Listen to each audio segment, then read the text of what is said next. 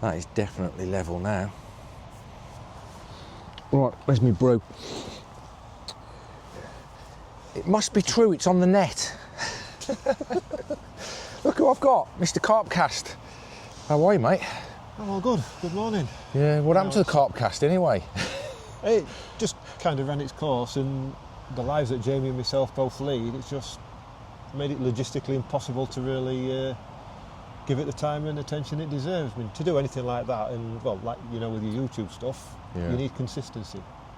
And unfortunately, we couldn't make it. But do you know, mate, it was a good run. Well over 100 episodes that are still out there. If you, they're not hard to find. And we like to say that, you know, Cord and Nash all copied us. Yeah, they did, mate. But do you know what I liked about it? And I know I speak for a lot of lads out there. Is you are a carp angler. I'm not saying that the Nash guys aren't, I'm not saying the Corder guys aren't, but you're a carp angler. You're an out-and-out carp angler. Jamie is as well. The knowledge that you two have, and also Rich Stewart as well with the Corder one, and Hassan as well when he did the Nash one as well. Yeah, Hassan was good. Yeah, that's what makes a good podcast, is somebody having the knowledge of what they're talking about. Yeah, but having the knowledge, and also you've got to be curious, genuinely curious. Yeah, and know where to lead and know when to. That's my phone going. Yeah, it doesn't matter. Carry on, mate. Know when to you know, lead the conversation and when to just let your guest flow. Yeah. I remember I talked to Oz Holness on there. Yeah. It was the easiest interview I've ever done. I never got a word in. It were great. Yeah. You mentioned Colin Brook got that story. It was about half an hour or so, and then on to Bergfield. Yeah. And then what do you call it? Bergfield.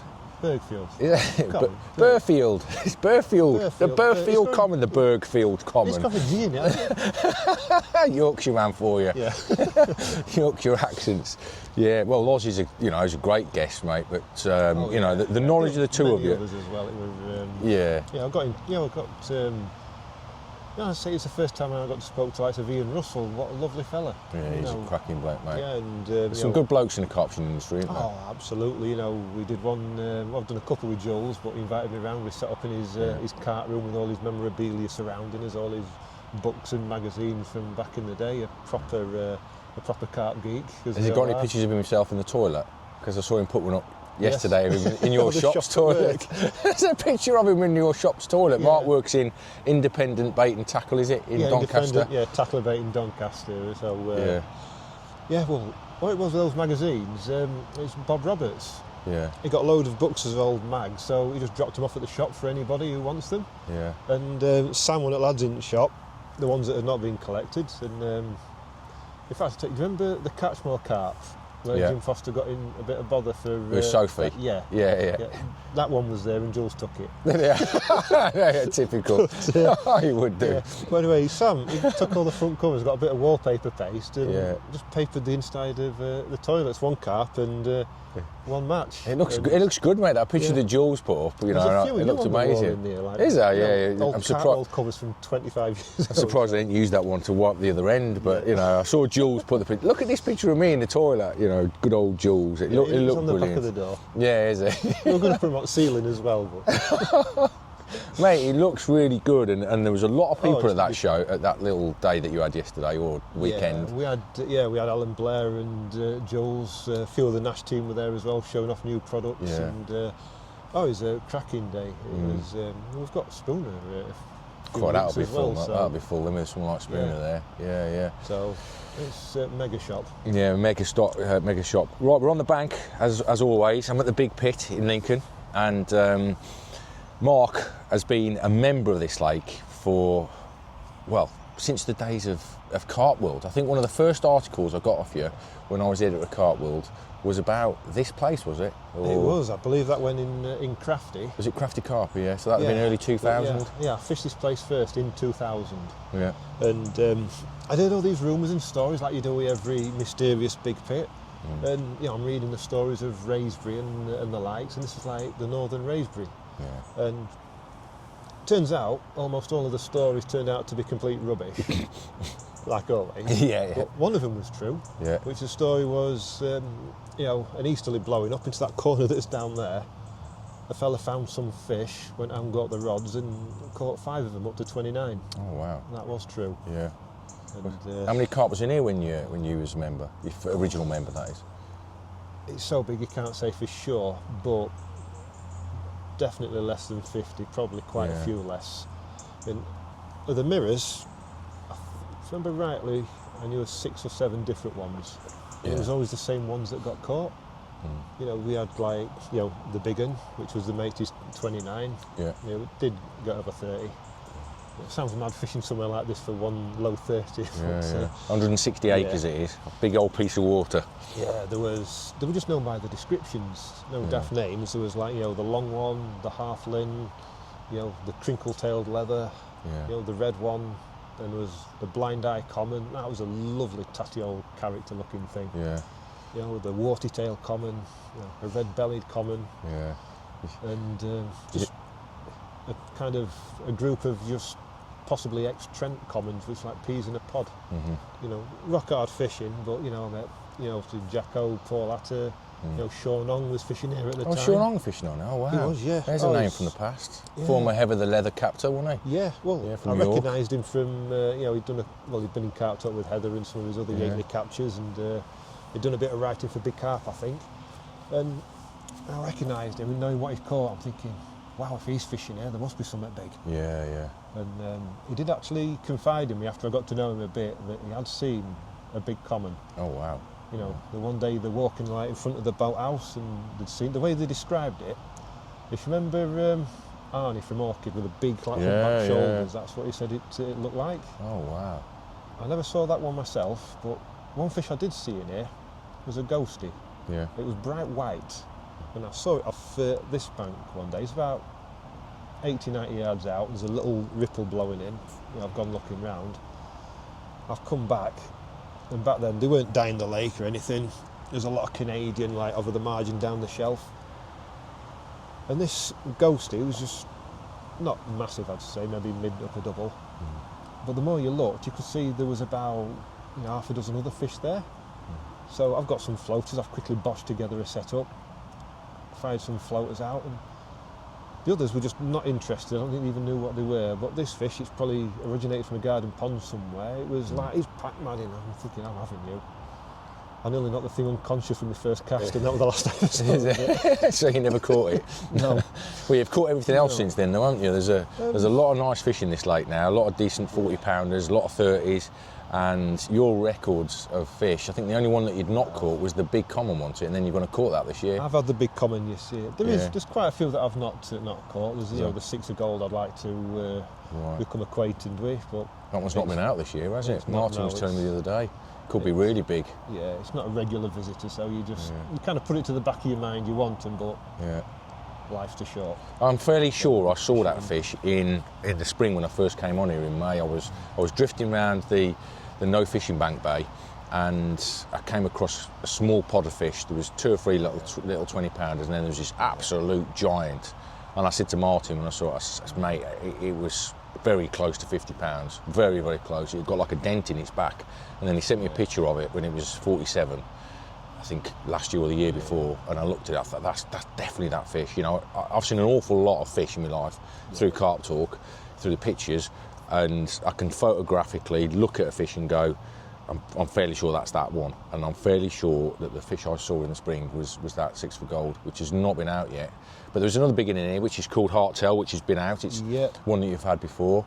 And you've certainly had a few big carp in your career, mate. And the one that stands out to me the most, and the one that you always used to talk about a little bit on the podcast a lot, which I always loved listening to, mate, because it was a fish that fascinated me. And I know it got caught quite a few times.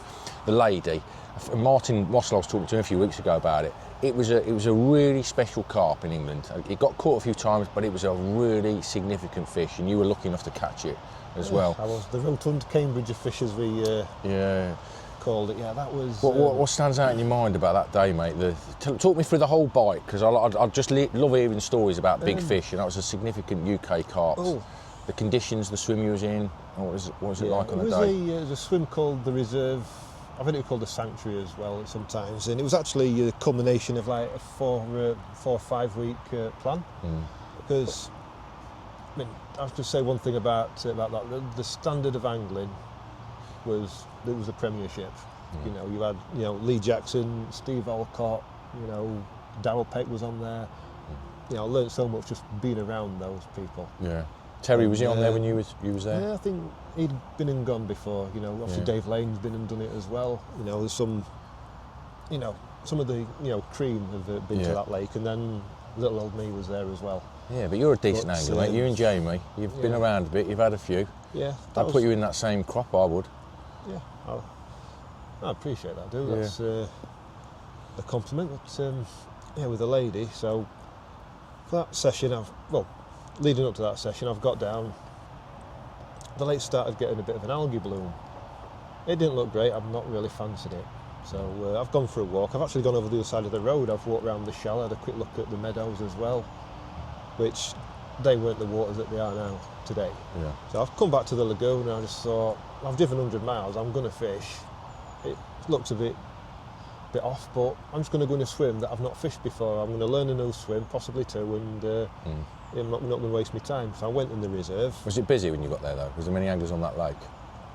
Not at that time. Yeah. But the good thing with the shape of that lake, and where the islands are, it can be busy, but you're not looking directly into someone else's bivvy. Yeah.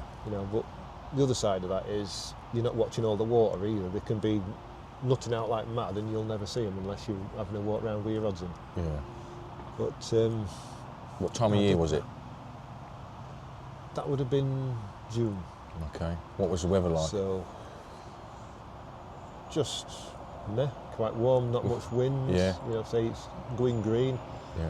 So the next morning I caught my first fish from the lake. Yeah. One called the Light Common, which is about low 21, 22.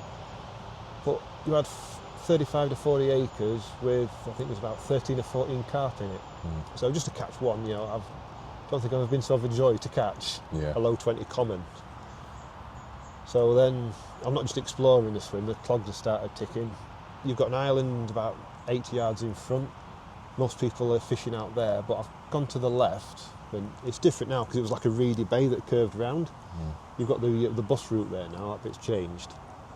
But I found a nice little spot in between the Canadian, which is up to the surface and matted up. It's like a silty, soft bump, clean. You could pull back maybe 3 or 4 foot. And I just thought, I'm going to drop a dollop of bait on that and see what happens. So I've got down the next week. The next week I remember, it's 30 degrees, it's sweltering. I've gone in the other side of the bay, work swim, because you've got access to the middles, it's quite shallow, the other islands. Didn't catch out, but I've put my marker float on that spot I baited up. It's gone from a soft bump to rock hard, and it's a bit bigger. So I'm thinking, they're visiting nice. it. Yeah. Because I'd seen fish, did the odd little back popping up in this Canadian around it. So I know they're in the area. It could have also been bream feeding, I'm sure some of it was.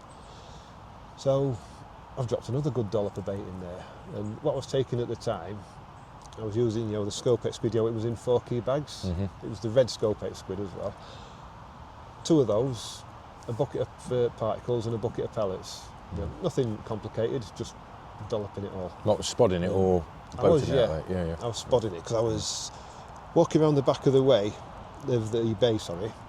I'd made like a zigzag path through the reeds so people couldn't see a straight path where I'd been baiting up. And it was literally a 30-yard lob. Yeah. And because I'd come from there from Elstow 1, I still got, at the time, I had some of the collection of the spods that they were sold and made by some lads on there. I had this great big one, he's about that fat. So it was kind of like lobbing, it was like, bodosh. Yeah, exactly that. Yeah. So it's had another great big dollop of bait. I've got home, and I can't wait to get back down the next week. Yeah. Wife's gone and booked a week in Tenerife. So what?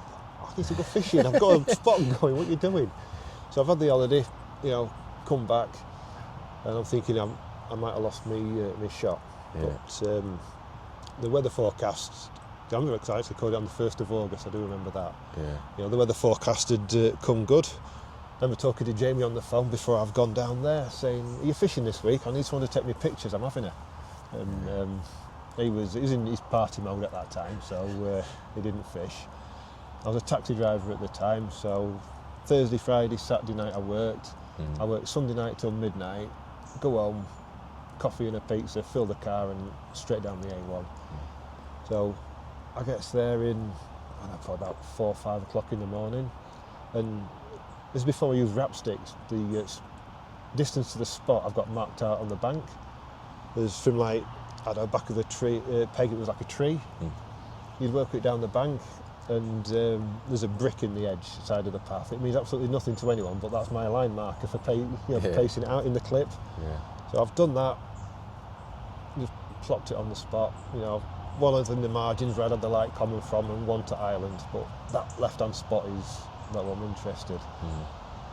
I've laid down, I'm knackered because I've been working all night. The usual plan is a few hours kip and then wake up, and then I'm on it. I've just about shut my eyes, and I've just chucked a stringer out on the spot, no bait or anything, and it's away. It's just like pulled up tight. Which rod? The rod on the spot. Yeah, but is that the left-hand rod or the right? Left-hand rod. Yeah. A few bleeps or? That was just a few bleeps. Yeah. And just like pulled round tight. At first, I'm thinking, oh, bream. I'm just winding in this ball of weed. I'm thinking, bream. Yeah. So I've waded out, up to about my knees to get this ball of weed.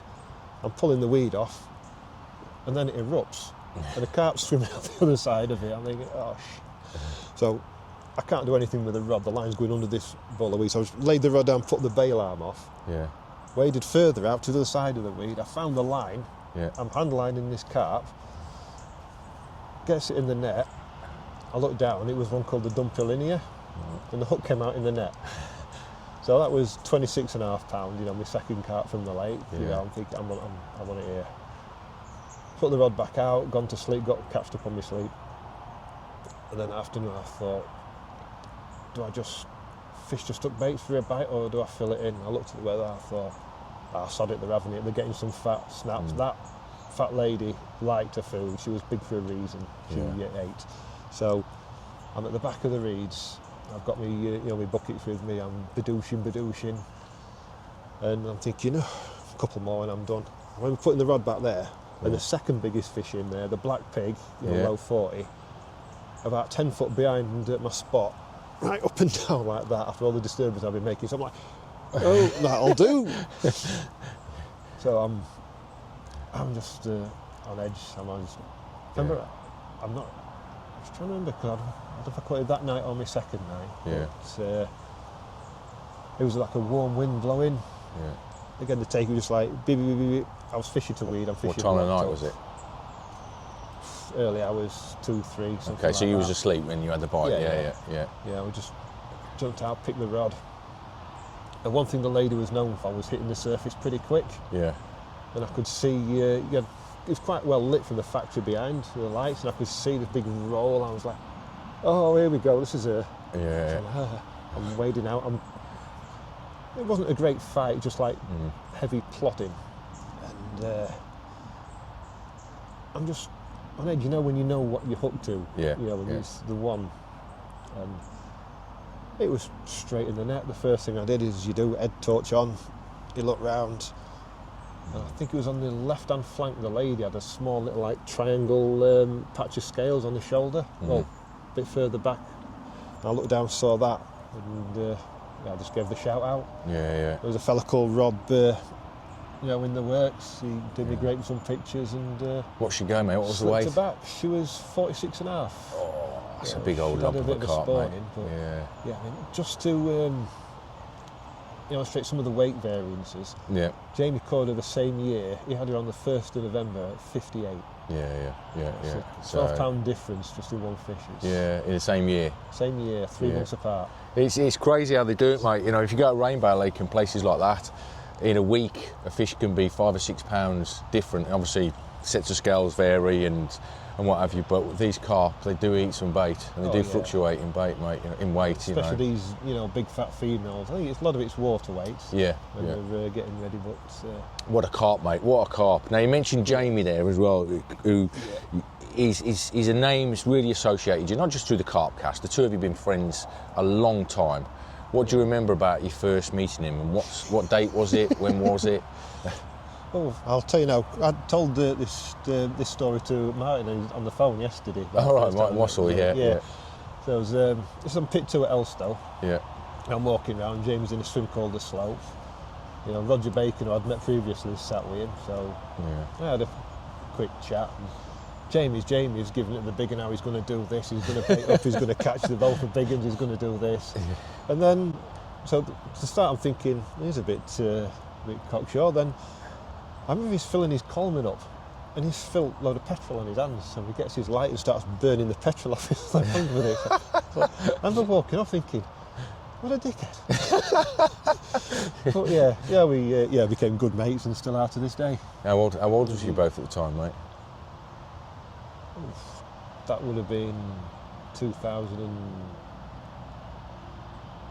Oh, you're asking me to do maths now. Yeah. Should be easy because I'm 50 this year. Yeah. 2001, 2002, something like that. Oh, I thought you were friends longer than that, if I'm honest. Elstow was the first time I met him. Yeah. It was 2002. Yeah. So I joined there first in one, then he was on the second year. Yeah. Now, Elstow's another one that you didn't done well at. You caught another one of the main fish out of that lake. Yeah, the twin, real lovely old carp that was, mate. Yeah. In fact, the first time I saw that was on the cover of Carp Talk with Phil De Silva. Okay, yeah, Phil, I remember it now because it's lovely, like head-on shot. Yeah, you can just see all the dimensions of the fish with these great big apple slices along its shoulders. Yeah, lovely carp. I had no idea where it was from at that time, but as soon as you saw it, you wanted it. Oh yeah, it's one of them that you just don't forget. Yeah. It's after I'd caught the big one out of here at the time. I thought, I've got the time. I was working on a job where I could fish either 2 or 3 nights a week, alternating. Yeah. I thought I'm going to go down south. I'm looking on the. This is before Google Maps. I'm looking on the map book from back at car. Yeah. Thinking, well, there's Raisbury, there's Yateley, there's Coninbrook. Oh, there's Elstow. That's a lot closer. That'll go. And managed to get a ticket. It was 140 quid. Yeah. And he was on there when you was on there, mate. Jamie, obviously. Yeah, Jamie started. Was Clarkey on there? Frank Warwick? Any of those guys? I think. They were over on pit 1. Yeah. So we didn't really see much. For 2 lakes that are right next to each other, you've got chalk and cheese. You've got pit 1. It's cliquey reputation and lots of big fish. And pit 2 was a Wild West, literally. You know. There was rules, but I don't think anybody took a blind bit of notice of them. And what have you, there was rods may or may not have been left unattended for barbecue. Right. And, it was just good fun. Yeah. Some good lads. Paul Harris, Oxford lad, was on there. Yeah. We I think we turned him into an alcoholic after one season with me and Jamie, because there was us 3, me, Jamie, and Paul, were the only regular midweekers. With other people, using holidays and that, but we were there every Tuesday night. It was a barbecue night, and Jamie would come down with his ridiculously spicy burgers, which in the morning he'd have us running for trees. And he's a bit of a jack of all trades. He's a chef, he's a gambler, he's a podcast host. He's a bit of everything, isn't he, Jamie? He's done a bit of everything. When he's focused on something, he's unstoppable. Yeah. But then he gets distracted and he'll be unstoppable at something else for a period. So yeah, he's a good lad, good angler when he's got his head on. Did you catch the twin before him or after him? After. Right. Because he had the twin and the mother, in the same year. Yeah. And I think he had something like 4 fish that year, including the 2 big ones. And that year I had 5 fish. You had a couple of the 30s, but you had just to just give a bit of a rundown of the lake. It's about 30 acres, 40 foot deep. Yeah. There was 18 carp in there, 2 low 40s, the twin and the mother. I think there was 4 30s and the rest 20s and a few stockies. Tricky fishing, mate. 30 acres. Very tricky, but it wasn't bad because a lot of the deep, it just eliminated a lot of the lake and you could concentrate on the bits you can see where you can see the fish and just ignore the deep until you couldn't see them there. Then that's where they'd be, when it get in the autumn. I only ever caught 1 fish over 15 foot from there. It was all edge work. And it's one of them places. I had this chat with Jamie as well. This is pre-Chodrig as well. With the onion weed, if we'd had the Chodrig back then, we'd have caught them all so much quicker. Yeah. That stuff was thick. It was nice to walk on with bare feet. It was just like a carpet. What do you remember about that moment when you got the twin then, mate? What was it like again? Just explain it to us. The bite, the fight, the memories that you've got of that day, because it was a significant fish again. It was one of the ones that was ended up in the front of the news. And to be honest, I'm lucky I caught it when I did, because I was obsessed with that fish. Yeah, I was in debt. I had my credit card maxed out. You know, I was a stranger to the missus. But I just needed to catch that fish. Everything on the car's falling off. You know, I know what you mean. Oh mate. yeah, it was only if Typical carp angler. if I've got 20 quid left on in my bank account, it's going in the fuel tank and I'm going to fish. Yeah. So it's, with hindsight, it's a pretty destructive way of fishing, but I had to do it to learn it. If you know what I mean. Yeah. So, but that session, again, I'd been baiting a margin area. This is the year after Jamie had it. Paul had caught the mother, so he'd moved off. Yeah. I was the only midweeker, and how lucky can you get on a water like that? I think I ended up with something like 10 carp for the year and a couple of losses. Flipping On the heck. stock, including the twin. That's amazing, that is. But when you go to yourself, if you had like, the car park lake of all to yourself, you'd catch them all pretty short order, I think. Yeah, Just doing what you need, doing what you want. So It that helps, was the but it situation I makes had. it enjoyable as well, doesn't it? You know, to have a lake to yeah. yourself like that. It's Yeah. amazing. Yeah. So if anyone knows a lake, you've got the snag swim. It wasn't that. It was like just a gap in a high bank to the right, and I was like baiting in the onion weed down there. Yeah. And just to wind the clock back again, previously I'd seen the fish feeding on the onion weed, then I'd seen the damage they'd left. I used to call them just carp tracks. So you could walk round onion, which is like a carpet, and then you'd see just like little divots, and I thought, you've been here then. It's then because where ducks had fed, where they'd been diving down, they'd just like leave little tunnels in it. Yeah. So you could see that. So I'd noticed, I had the fish feeding on there, but I was waiting to see either of the two big ones. I'd seen the mother in a fish called speckles there, but not feeding. They just kind of like, deep down, they just like ghost round the back of it. You can always recognise the mother just because like big white lips, that's the first thing you saw of her. But I'd seen the twin there. Yeah. And I'd also seen another spat patch that had appeared deeper down. And I thought, you've been there, haven't you? So I've got there, one rod literally just lowering it like that onto the spot, and then like laying your line down and just having your tip peeking over the edge. I was putting that one rod out, and I'm looking at the rest of my rods and thinking, I'm just going to fish one rod. Yeah. I'm not going to put the others out because I might catch another fish and ruin it, or it was another extra line in such a small area, so I just left him there. How far out was you fishing then? How far was the spot? Oh, for about 80 a bivvy. Okay, so About maybe 10 a rod foot. length then, yeah. Really close. Yeah. But it was really steep margins there, so Yeah. it was still in probably about 10 foot of water. What time of the year? This was summer. Okay. I can't remember the exact time of year, but it will have been summer. Yeah. So when I look at the pictures, I'm all sunburnt and red. Yeah. But it was in the early hours. I mean, it was a weird take for such close in. You'd expect it to just absolutely steam off. Yeah. And it wasn't. It was like the rod tip was like bouncing like that. I picked the rod up and it was like boing, boing, boing. Oh, bloody tench. Then it was like, it was not a tench, and it just flat rodded me. And again, like St Ives, you had like a factory opposite, so you could see the lights, and there's just this bow wave just going across the surface. I'm like, oh, here we go. Whoa, yeah. And my thought is the mother. She was the mental fighter out of the two.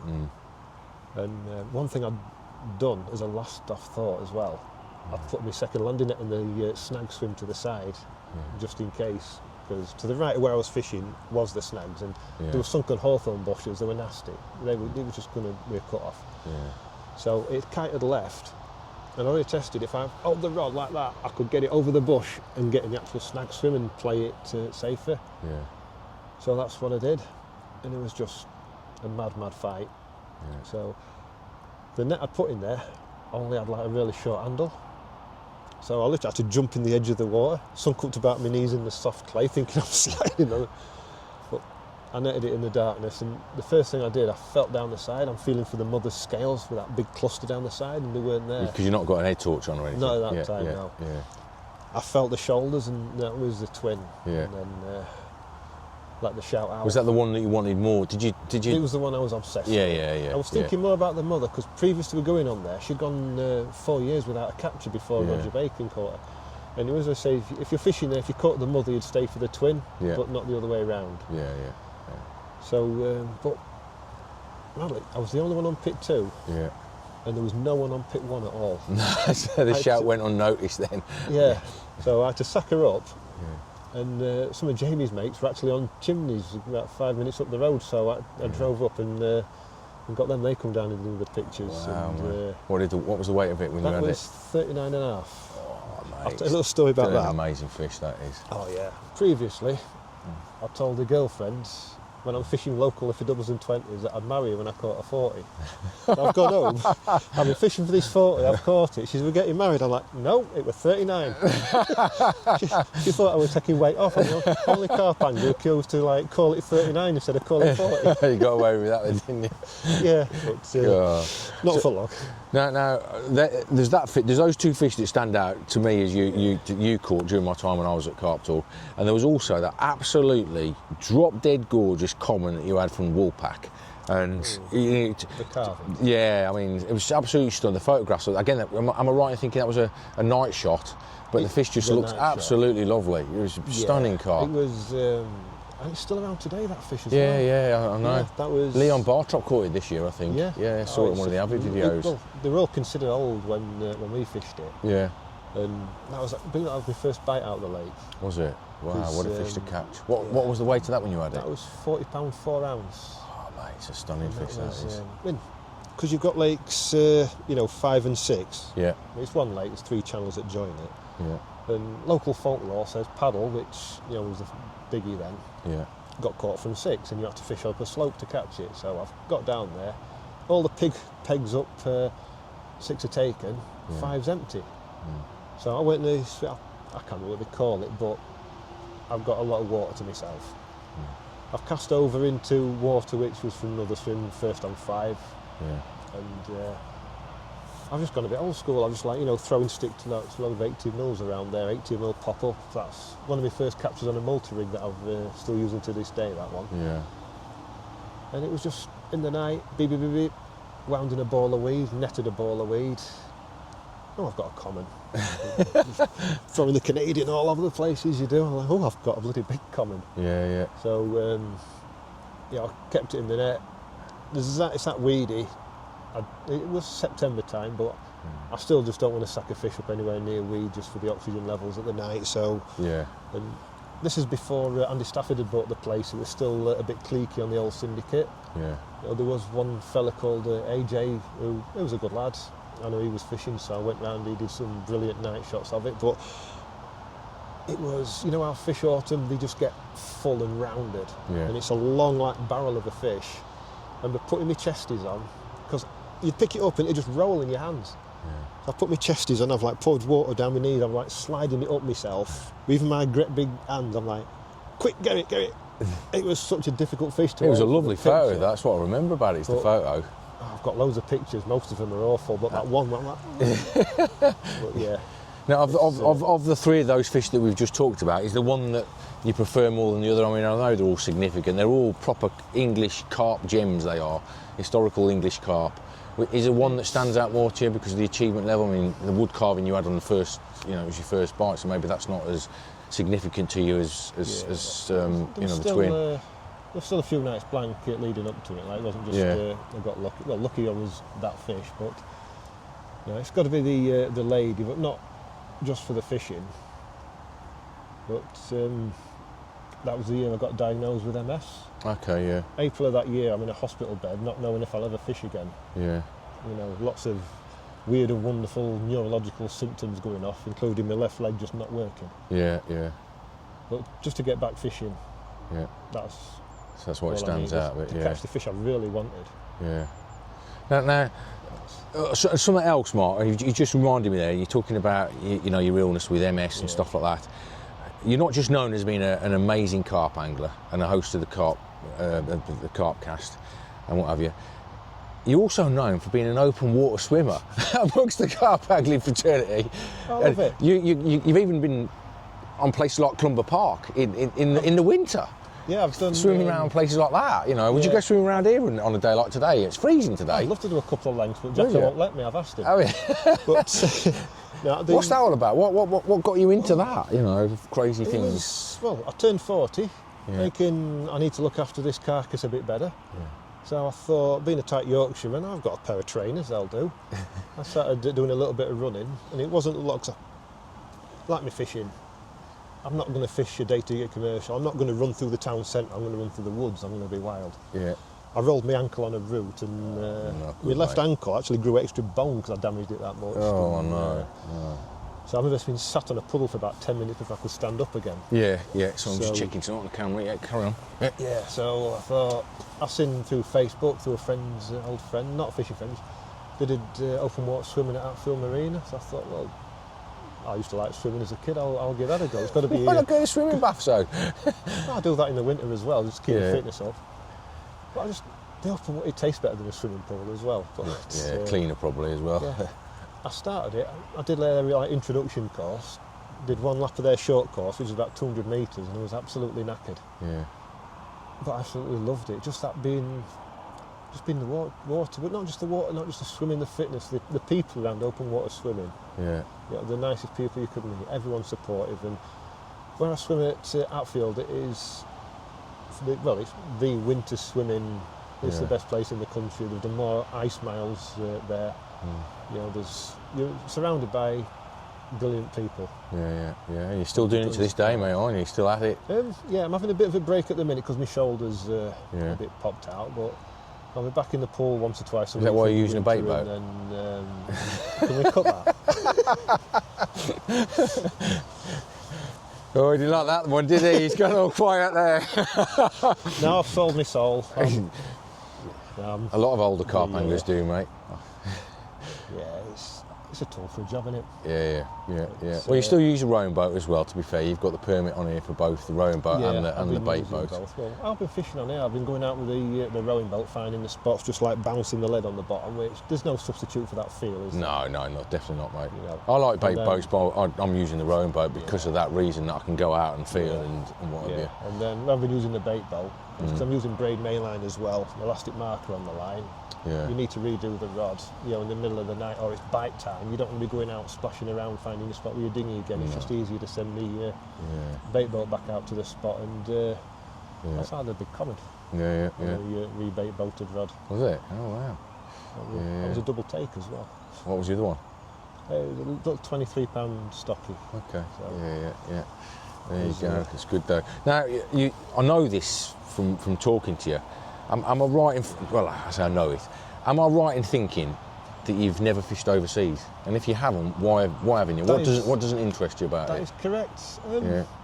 It's mainly because I've put that much time and effort into my fishing over here. Yeah. And I'm happily married, and when we've been overseas, that's just been time to go and do other things, and I love going out. I'm off to Iceland for my 50th. That's my 4th time over there. Swimming, and, open water swimming. I will be swimming in the sea in Iceland. Yes, there's a lovely little beach in Reykjavik. Is there? Right. And they've put golden sand on there. Yeah. There's like a geothermal, sulphur-smelling hot tub at the back of it, which is about 38 degrees. And then that sounds you just all go right. and dip in the sea. Yeah, that sounds good. And that's why people in Iceland live to forever, basically. Yeah. But I've been doing that, and it's just other interests. Yeah. I fancy going to Cassian or somewhere like that in a nice warm climate in the winter, or possibly. If I did go overseas, it'd have to be one of the proper waters, the Cassians or your Diders or. Yeah. I'm not sure I'd want to do a commercial, but. Yeah. It'd have to be a proper adventure. Yeah. Well, it's like that. Like the fishing on here, isn't it? Which is wild, and that's the good thing about this place. It's almost like continental fishing because it's, I hate saying this word, but it is proper fishing. It is proper fishing on here. Yeah. So maybe one day in the future you might have a go in it, mate. Now you're currently working in a tackle shop, as we said at the beginning of the piece, mate. You've been working in the trade for how long now? Oh, it's been over 10 years or so. Yeah. I mentioned before I was a taxi driver for a bit. It got to a point where I just hated that job. Yeah. I met some lovely people while doing it, but more than my fair share of idiots as well, and I just needed to get out of it. I'd had enough, and it's when Fishing Republic was in Donny, there was a job there, so that's where I started. Yeah. Obviously they got bought by Go Outdoors, went there for a while. That's didn't really work out, that's all I'll say on that one. Mm-hmm. But now I'm working back with Steve and Tom at Independent Tackle and Bait in Donny. Which enjoying it? Oh, absolutely. Yeah. It's like working in the trade then, yeah? Oh, I do, yeah. It's just a great bunch of people there, it's a great giggle, it's a great laugh, and You were great bosses, to be honest. You're not working, are you, when you're working in your hobby, really? It's like my missus says to me, I've never done a day's work since I've met her, because I've just been involved in carp fishing, which is lovely, whether it's in a tackle shop or something. It's nice, isn't it? Yeah, it's still work, because it gets to 2 o'clock on a Sunday. If my van's loaded, I'm still chomping at the bit to get out and go fishing. But yeah, it's nice, you know, and it's just nice to be around it. Yeah. You know, it is what I know. Yeah. So it's nice to pass my knowledge on. You know, we get lots of youngsters coming in. There's lots of kits in there to get them going. And you've got some knowledge as well, mate. How often are you fishing nowadays then? Because you've never been known for someone that does a lot of time. Like, you know, I'm fishing quite a bit myself nowadays. Yeah. You're either am I right in thinking, overnight angler or 2 nights a week maximum? It's 2 nights a week. I say my days off work are Monday, Tuesday. I'll finish at 2 o'clock on a Sunday. Yeah. So Sunday, Monday night. You know, occasionally I'll put an holiday in and get an extra bit of night, or a bit of local stock in in the week. But where is local for you, mate? You're Doncaster, aren't you? I'm Doncaster, yeah.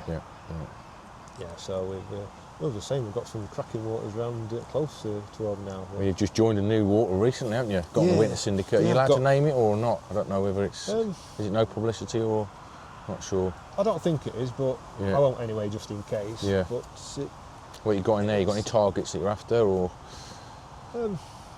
Not particularly. I was talking to the owner while I was down there last week. He doesn't let people name fish. Yeah. So he knows them all, obviously, because he's stocked them and watched them grow on. But he just doesn't want daft names. Like Barbara and Margaret. He actually called them Doris. He don't want his fish called Doris. Crazy names. I'd give him a carpy name like Single Scale or Big Peck. Sound much just better. By the description, or I like those names.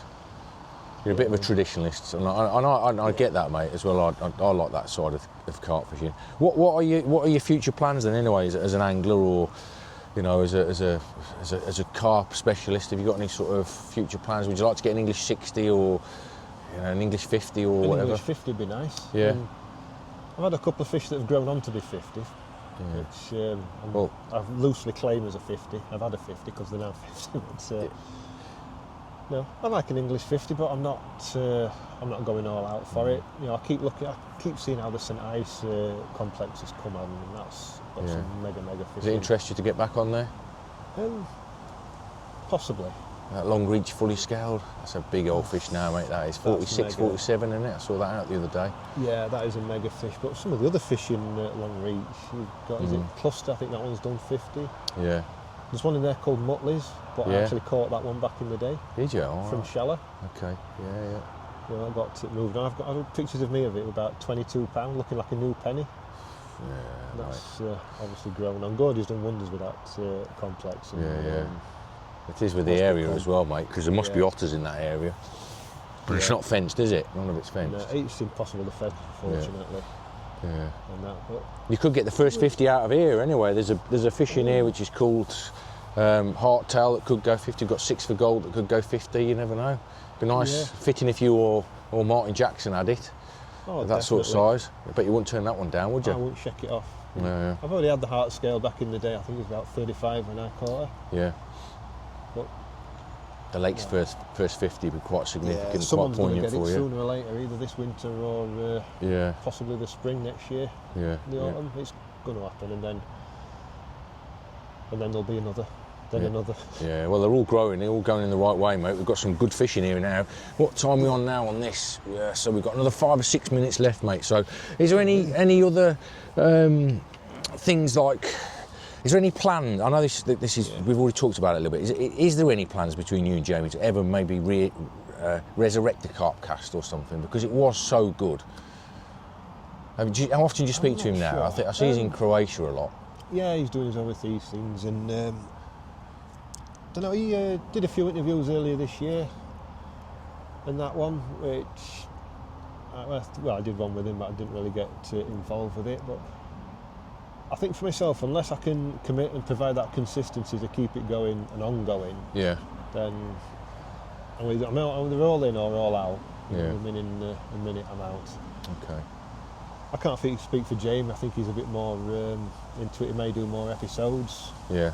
All the background's still there. All the hostings that's still up and running. Are they still on? Are the episodes still on all the the different platforms as well, are they? You Yeah, can go back and listen to them. there is a Patreon still there. I think the last 10 are findable, and then the previous 100 or so are still on the Patreon, which is still out there.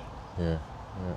But I don't know. I keep kind of toying with the idea of doing something solo. I've seen what you've done. It's kind of inspired me to put my own spin on things. Your own channel, definitely do it, mate. It's not easy to do it every week. It really isn't. It looks easier than it is. Having something to talk about. I think you've got to be fishing regularly. You've got to be outside regularly and meeting people regularly to do it every week, or you're just going to be putting out just content for the sake of putting it out there. That's what I want to do. But you do fish a lot and you do catch a lot. You've got a massive knowledge of carp fishing, so I definitely recommend you do it, mate. Yeah, I possibly might have, but I possibly might not. It's like, it's like motivation at our age, I suppose. Yeah, I'm the world-class procrastinator. Yeah. But no, I've got to have everything. It's got to be sustainable. Yeah. The consistency's got to be there. I've been looking at other channels for ideas, and I do see some channels which, to me, I just think they're boring.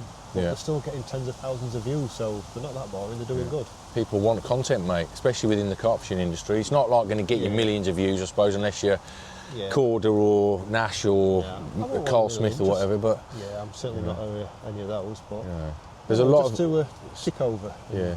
There's a lot of guys of our age, I think, that are wanting content about our age group, of anglers that's our age group. They're out there fishing, you've got similar sort of views to you.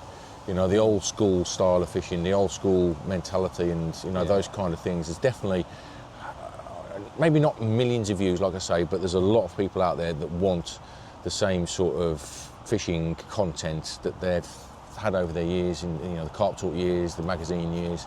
The memories, talking about some of your catches, the people you've met along the way. Yeah, I'll tell you what I did enjoy. Do you remember in lockdown, Dave Lane just started making videos of all the stories of... but now on Patreon you've got to pay for them all, haven't you? So this Lane is a great storyteller. Fair play to him, but I remember watching those, and we've all got some good stories like that. Yeah, mate. I think everybody who's been around carp fishing a while has got a lot of stories to tell. So I definitely recommend you get yourself a channel going, mate. But we've been going now for 50 minutes, so I'm going to call it a day there, mate, unless there's anything else you'd like to talk about. I don't like putting these out for too long, because in case, people switch off. Not that there's any reason to switch off, but you know what I mean. And too longer than 50, 45 minutes is too long, I think, sometimes. That's how podcasts work when you're on a long drive. And that But I don't think the only last thing is, like I mentioned earlier before, it's been 20 years now since I was diagnosed with MS. Yeah. I just appreciate every second out there, every second on the bank, because I've been at that place where it might not happen. You don't look like somebody that's ill, though, mate. You look really. You look like you always look like a really fit, strapping, massive giant of a bloke, healthy guy. That's because of the MS, ironically. Yeah. Because when I got married, I was like over 20 stone, and I'd go fishing. I'd live off beer and burgers, basically. Carp anglers do. Breakfast would be a burger. Yeah. But having that, I just kind of had to look after myself. Yeah. But I've taken the kind of alternative route. I don't take any prescribed drugs at all. Mm-hmm. It's all about just looking after myself and learning what triggers things, which is basically just lack of sleep, stress, eating, drinking crap. If I'm sat here with a green tea. Yeah, I wondered what the green tea was all about. But yeah, it's just a green tea. Yeah, nice and healthy, mate. Coffee's not great. It's just it's like with fishing. Every little percentage gets the results. Same with your health and well-being. Every little percentage goes towards the greater good. And I say I'm 50 this year. No one's getting any younger. So I'd like to. When I see likes of your friend Tim Paisley. Tim now, and he's still smashing it. 89, 88 years old, mate. Just fishing rainbow and fishing on Girton, trying to catch a 60. Tim's an amazing, inspirational guy, and I've known him for years, and even to this day, when I chat with him, when you're that old and he remembers everything. He's emailed me this morning about something to do with carp fisher, and his memory bank is amazing, an amazing amount of knowledge and info. And I hope we're still out fishing. I certainly hope I will, but I think you will be as well, certainly from an enthusiasm point of view, because you're a born carp angler, you're a natural carp angler, you're a really successful carp angler, mate, and I'm going to call it time now because my battery will conk out in a minute if I don't. So, mate, thank you so much for sitting down with us and chatting. Thanks for having us on, mate. I appreciate it, and I appreciate everyone watching. If you've made it this far, cheers. But keep an eye on Mark, because let's hope he gets his own channel out there and does a bit of content, which would be absolutely great to see, mate. YouTube channel in your own name or whatever. But thanks a lot to Mark for being here today. Thanks for watching, guys, and don't forget, every Wednesday 6 o'clock on this channel, hopefully there's going to keep being regular films, so maybe I'll join you again soon. But thanks to Mark for being here today. Thank you. All right, dude. Thank you, mate. The battery is all right. Spot on that, mate.